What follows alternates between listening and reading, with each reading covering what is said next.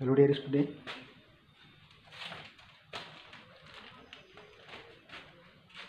accountancy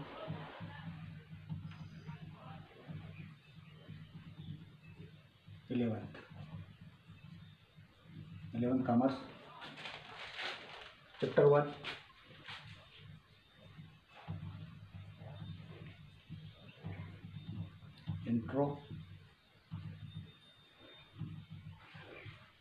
introduction to accounting.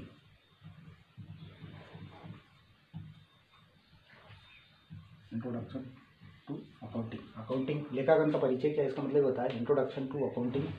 लेखांकन का क्या परिचय? लेखांकन का परिचय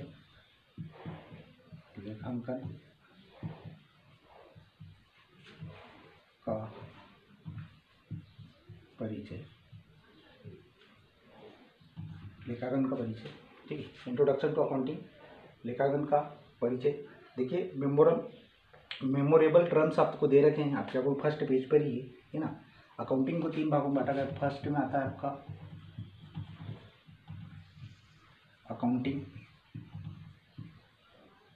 सेकंड है आपका अकाउंटेंसी,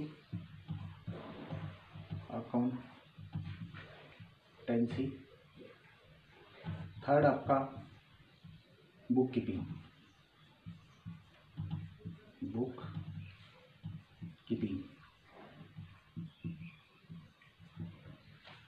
अकाउंटिंग की बात करें, फिर अकाउंटेंसी, बुक कीपिंग। देखिए अकाउंटिंग में क्या होता है? Identifying, measuring, recording and communicating of financial information. Identify मतलब होता है पहचानना,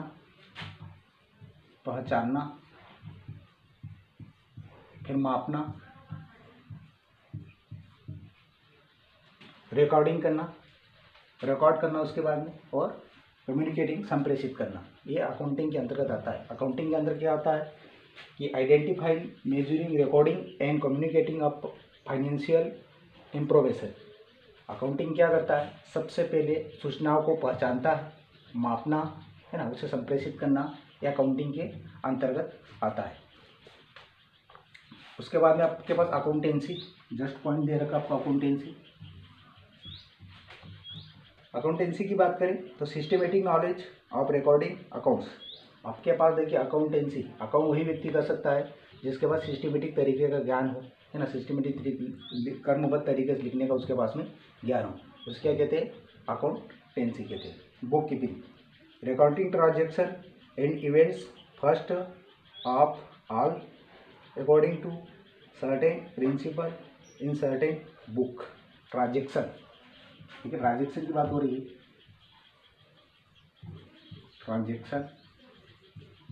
ट्रांजैक्शन का मतलब होता है लेन देन, आपने क्या लेन देन किए, ठीक है। ट्रांजैक्शन का मतलब होता है लेन देन, आपने क्या लेन देन किए हैं, वो ट्रांजैक्शन अंतर्गत आता है। बहुत सारे पॉइंट्स मेमोरेबल टर्म्स में दिए हैं, मैं आपको इसके खास पॉइंट बताता हूँ मैं आपको, ठीक है।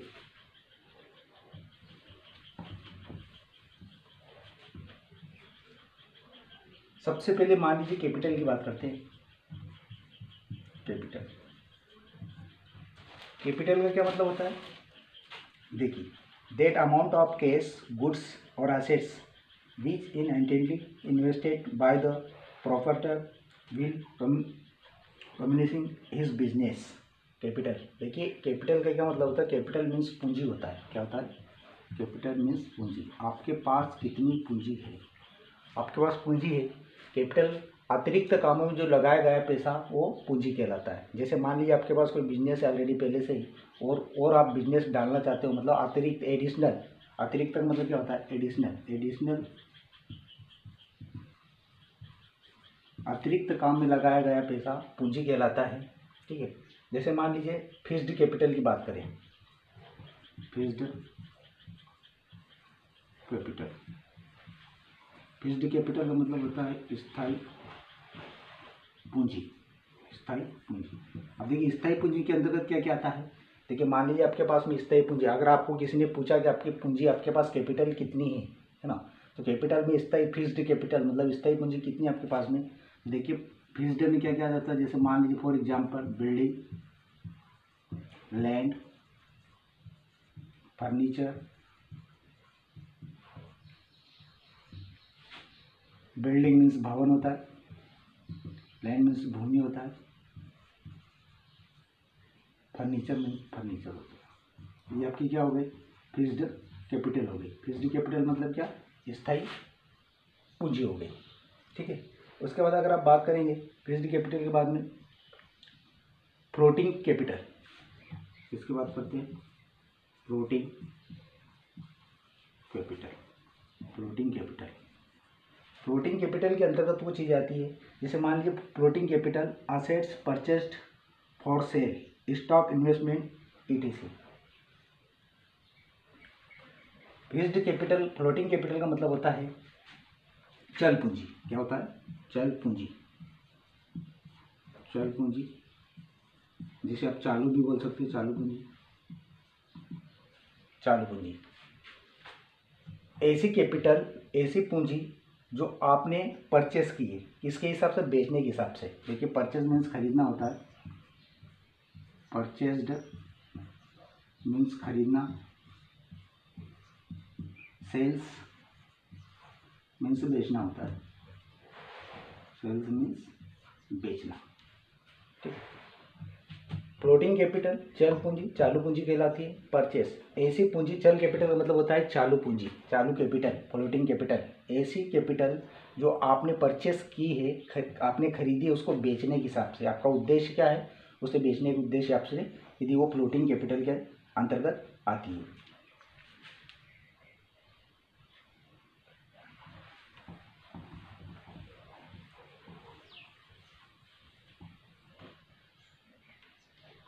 वर्किंग कैपिटल की बात करते हैं, वर्किंग कैपिटल जिसे आप हिंदी में कार्यशील पूंजी बोलते हैं, कार्यशील पूंजी क्या बोलते हैं, कार्यशील पूंजी। वर्किंग कैपिटल के अंतर्गत क्या आता है, देखिए capital kept for operating daily routine activities of business, मतलब ऐसी पूंजी जो डेली रूटीन पर डे, है ना, वर्किंग कैपिटल कहलाती है। डेली रूटीन मतलब क्या, मान लीजिए आपके पास शॉप है ना, आप पर डे 10 AM से लगाकर 5 PM तक वहाँ पर बैठते हो, डेली का रूटीन है ना। आपने कोई चीज़ मान लीजिए परचेस की है, आपके पास परचेस है ना, और उसकी आप सेलिंग करते हो, डेली सेलिंग करते हो, डेली रूटीन में आने वाली चीज़ वर्किंग कैपिटल कहलाती है। कार्यशील पूंजी आपका डेली का काम है, आपका डेली का कार्य है ना, वो क्या कहलाती है, वर्किंग कैपिटल, कार्यशील पूंजी। नेक्स्ट पॉइंट आपका दे रखा है ड्राइंग, ड्राइंग्स मीन्स आहरण होता है, ड्राइंग्स आहरण होता है। विड्रॉल ऑफ कैश और goods by proprietor for his owners use. इसका क्या मतलब हुआ, ड्राइंग का मतलब हुआ कि देखिए कंपनी का मालिक, ऑनर्स जिसे बोलते हैं ना, ऑनर्स, कंपनी का मालिक है ना, अपने निजी उपयोग के लिए, पर्सनल यूज के लिए कैश एंड गुड्स, कंपनी का जो मालिक रहता है, ऑनर्स रहता है, अपने डेली यूज के लिए कैश या गुड्स के रूप में निकाल लेता है, उसे ड्राइंग कहते हैं। कैश मीन्स क्या होता है, देखिए कॉमर्स में इसे रोकड़ कहते हैं, रोकड़ मीन्स क्या, रुपया कहते हैं, है ना। एंड गुड्स मीन्स माल होता है, कि आपके पास कौन सा माल है, कौन सी वस्तु है। गुड्स का मतलब क्या होता है, माल होता है। तो ड्राइंग का मतलब ये होता है कि कंपनी का मालिक अपने निजी उपयोग के लिए कैश या गुड्स के रूप में निकाल लेता है, उसे आहरण ड्राइंग्स कहते हैं। नेक्स्ट पॉइंट बताता हूँ मैं आपको, ये जितने भी मेमोरेबल टर्म्स में पढ़ा रहा हूँ, आपको बता रहा हूँ, ये सारे बुक के अंदर, आपके चैप्टर के अंदर, सारे आपको इस पूरे चैप्टर के अंदर ये काम में आएंगे, ठीक है। नेक्स्ट पॉइंट है आपका स्टॉक। स्टॉक मीन्स स्टॉक होता है, और स्टॉक हम अच्छे से जानते हैं स्टॉक किसे कहते हैं, है ना। स्टॉक का क्या मतलब होता है, देखिए unsold goods remained on a particular date of during a period. इसका क्या मतलब होता है, स्टॉक मीन्स स्टॉक होता है। स्टॉक मतलब ये होता है कि ऐसा माल जो बिना बिके रह जाता है। मान लीजिए आप 1 जनवरी है ना 2020 से 31 दिसंबर 2020 आप अपना अकाउंट में बनाते हो। क्या करते हो? आप अपना अकाउंट मेंटेन करते हो, आप अपना अकाउंट्स बनाते हो। आप देखिए 1 जनवरी 2020 से 31 दिसंबर 2020 आपने अपना अकाउंट मेंटेन किया, बना रहे हो, है ना। इस बीच में मान लीजिए आपके पास में 5 लाख का गुड्स है। गुड्स मीन्स माल, 5 लाख का आपके पास में माल है, ठीक है। उसमें से आपने 3 लाख का माल सेल कर दिया। कितने का? 3 लाख सेल्स कर दिया, मतलब बेच दिया, बेचा। कितना बचा? 2 लाख। 2 लाख रुपये का माल बेच गया, जो आपका स्टॉक कहलाता है। क्या कहलाता है? स्टॉक। जो बिना बिका रह गया, आपके पास में बच गया, जैसे सीधी सी बात बोलते हैं। 5 लाख रुपये का गुड्स था, आपके पास 3 लाख सेल्स कर दिया आपने, और 2 लाख का जो माल बचा वो स्टॉक कहलाता है। स्टॉक के अंतर्गत आता है।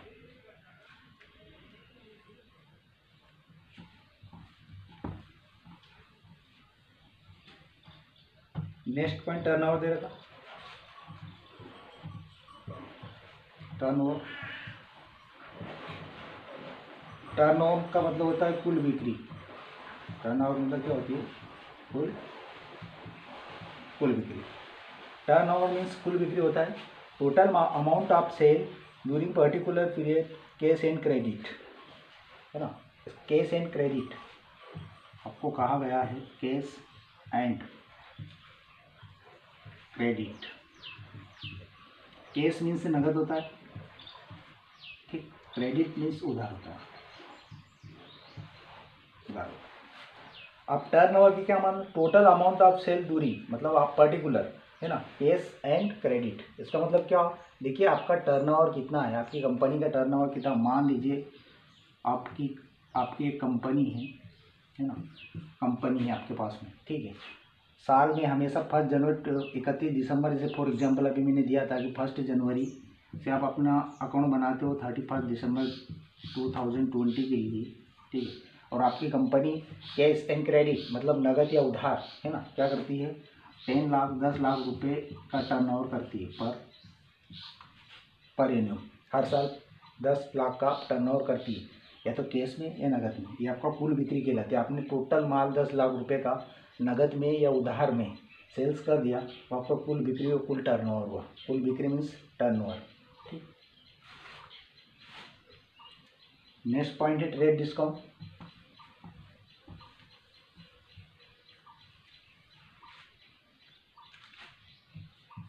ट्रेड डिस्काउंट जिसे व्यापारिक, ट्रेड मीन्स व्यापारिक होता है, व्यापार होता है। डिस्काउंट मतलब छूट होती है ना। और कॉमर्स में इसे बट्टा भी कहा जाता है, बट्टा, ठीक है। ट्रेड डिस्काउंट व्यापारिक छूट, इसके बारे में क्या कहा गया है कि concession allowed to be a buyer on the invoice price of goods to invest. इसका क्या मतलब हुआ कि ट्रेड डिस्काउंट व्यापारिक छूट या बट्टा। ट्रेड डिस्काउंट का मतलब ये होता है कि मान लीजिए आपके पास गुड्स है, कोई वस्तु है, गुड्स मीन्स माल होता है ना। माल या कोई वस्तु है आपके पास में, माल या वस्तु है ना। उसका अंकित मूल्य मान लीजिए 100 रुपये है।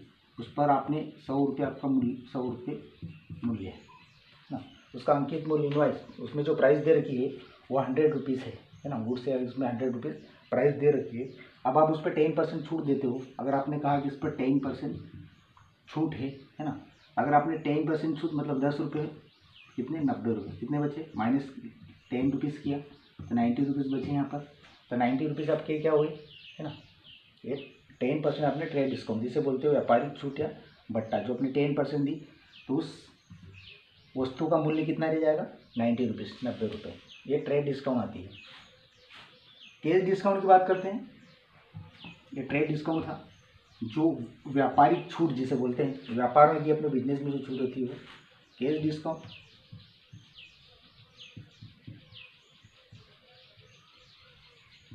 कैश डिस्काउंट मतलब नगद छूट, नगद छूट या बट्टा,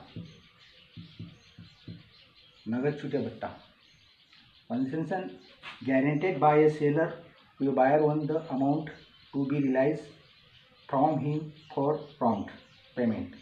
The entry of cash discount is made in the books of account. Cash discount उसे कहते हैं, है ना, नगद छूट या नगद बट्टा उसे कहते हैं जो एक पर्टिकुलर डेट तारीख में, जैसे मान लीजिए आपके पास कोई ऑफर है ना, आपके पास ऑफर है कि 3 मार्च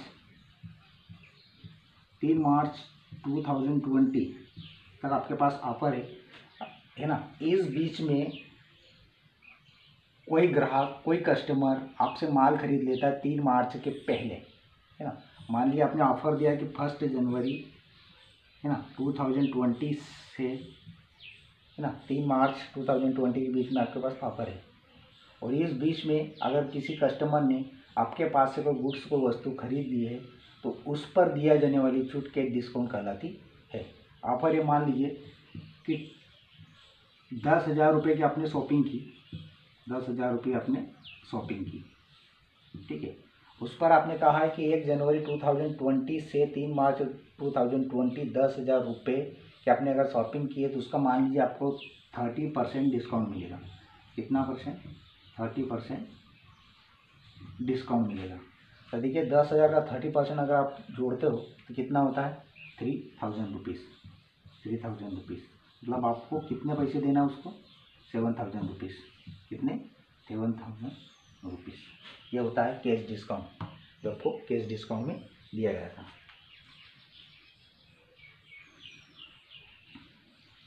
जो कॉमर्स में सबसे जो मेन टॉपिक रहता है, कॉमर्स में जो सबसे मेन रहता है, देखिए कॉमर्स में आप जब भी पढ़ोगे तो आपको डेटर्स और एक आता है क्रेडिटर्स, इसके बारे में बता रहा हूँ मैं, है ना। देखिए फर्स्ट टाइम 10th के बाद में आप 11 में जाते हो और आप अकाउंट कॉमर्स से लेते हो, ठीक है, तो कॉमर्स के आपके लिए नया सब्जेक्ट हो जाता है ना, न्यू सब्जेक्ट हो जाता है। कॉमर्स धीरे धीरे स्टेप बाय स्टेप आप जैसे पढ़ते जाते हो आपको नॉलेज मिलता जाएगा कि किसे क्या कहते हैं। जैसे DR debit side, CR credit side, इसके बारे में भी आपको मैं बताऊंगा। सबसे पहले देखिए यहाँ पे डेटर्स की बात हो रही है और क्रेडिटर्स की बात हो रही है। डेटर्स का मतलब होता है देनदार, और क्रेडिटर्स का मतलब होता है लेनदार। ये हमेशा ध्यान रखना, पूरे कॉमर्स में, अकाउंटिंग में जितने भी है, दोनों शब्द बहुत यूज होते हैं, है ना। डेटर्स देनदार और क्रेडिटर्स लेनदार, इनका बड़ा काम रहता है ना। सबसे पहले डेटर्स की बात करते हैं, है ना। 10% of instant to home goods are sold on credit और money a services are lent till the full payment is received. देखिए देनदार का मतलब ये नहीं हुआ कि देने वाला व्यक्ति, और क्रेडिटर्स का मतलब ये नहीं हुआ कि लेने वाला व्यक्ति। देनदार हमेशा कर्जदार रहता है, इस पर हमेशा कर्जदार रहता है। ऐसे देनदार वो कहलाते हैं जिसे आपने कैश एंड गुड्स क्रेडिट दिए, मतलब उधार दिए हैं, ये देनदार कहलाते हैं। इस पर आप क्या, या तो नगद रुपया मांगते हो या माल, आपने इसे उधार दिया, वो क्या कहलाता है? डेटर्स कहलाता है, देनदार कहलाता है। समझिए, नगद या माल के रूप में ये कर्जदार रहता है, हमेशा इस पर कर्जा रहता है कि इसे चुकाना है। मान लो उसने 10,000 रुपये आपसे नगद लिए हैं, या 10,000 रुपये का आपसे गुड्स खरीदा है, माल खरीदा हुआ है ना। तो ये क्या हुआ? कर्जदार हुआ, ये ऋणी है ना। और डेप्टर्स ऋणी, इसको कभी ना कभी या तो 10,000 नगद चुकाने पड़ेंगे या 10,000 रुपये का माल जो लिया है वो चुकाने पड़ेंगे। क्रेडिटर इसका अपोजिट होता है, ये क्या रहता है? पाने वाला व्यक्ति रहता है, ठीक है। ये देने वाला व्यक्ति, पाने वाला व्यक्ति रहता है। इसका ठीक उल्टा ये क्या रहता है? इसके बारे में आपको कहा गया है कि person from home goods are borrowed on credit or service are received on credit are called credit to full payment is made। इसका उल्टा, जस्ट उल्टा हुआ कि डेप्टर्स कर्जदार होता है ना, ये देने वाला होता है और ये पाने वाला होता है। ये क्रेडिटर्स इस पर या तो 10,000 रुपये नगद मांगता है या 10,000 रुपये माल के मांगता है, और जस्ट उल्टा क्रेडिटर्स कहलाता है। तो डेप्टर्स और क्रेडिटर्स दोनों अलग अलग होते हैं। इसका ये नहीं कि देनदार है तो देने वाला व्यक्ति होता है, ये कर्जदार रहता है और ये पाने वाला रहता है। इसको हमेशा पैसा प्राप्त होता है, मांगता है किसी पर्टिकुलर। देखिए आपने किसी को 10,000 रुपये उधार दिए तो आप क्या हो गए? आपने अगर उधार दिया तो आप क्रेडिटर्स हो गए, आप लेनदार हो गए, है ना, क्या हुआ लेनदार। अगर मान लीजिए आपने राम को 10,000 रुपये है ना क्रेडिट उधार दिए, है ना, तो आप लेनदार हो गए, आपने राम देनदार हो गए, आपने राम को कितना 10,000 रुपये क्या करे हैं क्रेडिट उधार दिए हैं, तो आप क्रेडिटर्स हो गए और ये राम कौन हो गया डेप्टर्स हो गया, ठीक है। मतलब इससे कभी ना कभी आपको 10,000 रुपये मिलना है, तो आप क्रेडिटर्स हो गए, लेनदार हो गए, और राम डेप्टर्स हो गए, जिससे आपको 10,000 रुपये लेना है। ऐसे बहुत सारे पॉइंट्स हैं मेमोरियल टर्म्स में, मैं 1 बाय 1 आपको स्टेप बाय स्टेप बताऊंगा, है ना। इसकी मीनिंग भी आती है आपके पास, डेफिनेशन है इसके पास में, है ना, इसके कितने प्रोसेस है, कितनी स्टेज है, इसके बारे में बताया जाएगा आपको, ठीक है। इसके बाद किस तरीके से अकाउंट मेंटेन करते हैं, है ना, जैसे मान लीजिए इसमें trading account,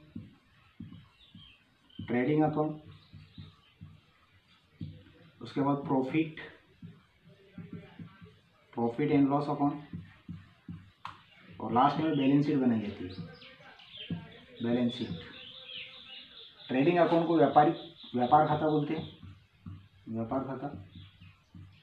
profit and loss account को लाभ हानि खाता कहते हैं, लाभ हानि खाता होता है।